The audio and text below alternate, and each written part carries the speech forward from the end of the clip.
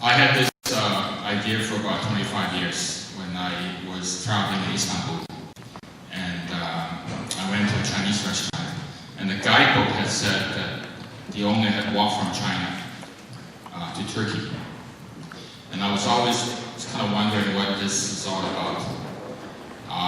And of course, I was at around the same time I was in the east coast of Africa, and I ate in a Chinese restaurant in Mombasa.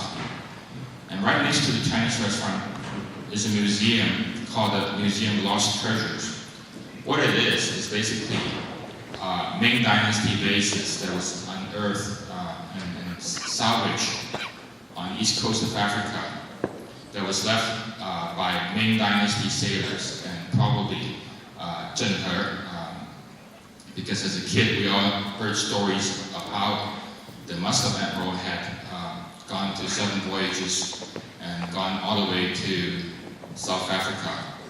And there's now a new theory that Zheng He might have gone around the world and discovered America 70 years before Columbus.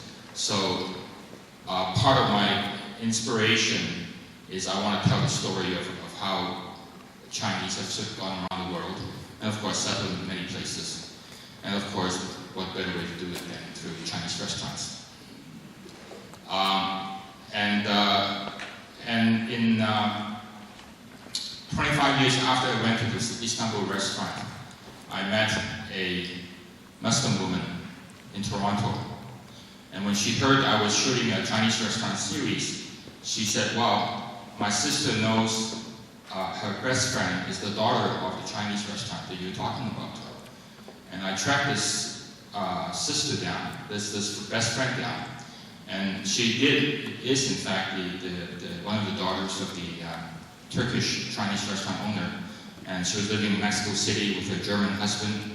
So I tracked her down, and I tracked down other parts of the family in Malaysia, in Taiwan, and in Istanbul. And I finally got to reunited with the owner, which by this time is the widow of the Chinese restaurant owner.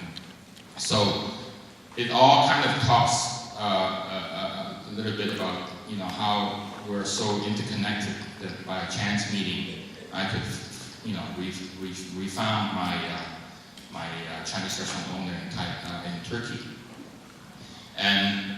But also I wanted, of course, in this film I want to deal a bit with the spirit and the sense of home, what it means to be home, and whether an older generation of Chinese immigrants might want to be buried back home, and where new generation of immigrants or third and fourth generation, or Nisia Sansa, as it's here in the Japanese Canadian community, would call Canada home.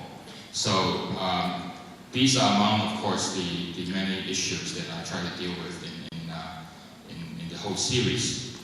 Some of these have to do with illegal migrant labor, religion, cultural identity, and so forth. So without further ado, I'll just open up the floor for questions. And I just want to say, acknowledge that Kwa has been a wonderful traveling companion. We've gone around the world many times, and we even I shared 2 birthdays with him, one in Madagascar and one in India. And he wrote a very nice journal that you can find on my website. It's www.chineserestaurants.tv, and you can read about our travel, expedition, and exploitation. So, Alan,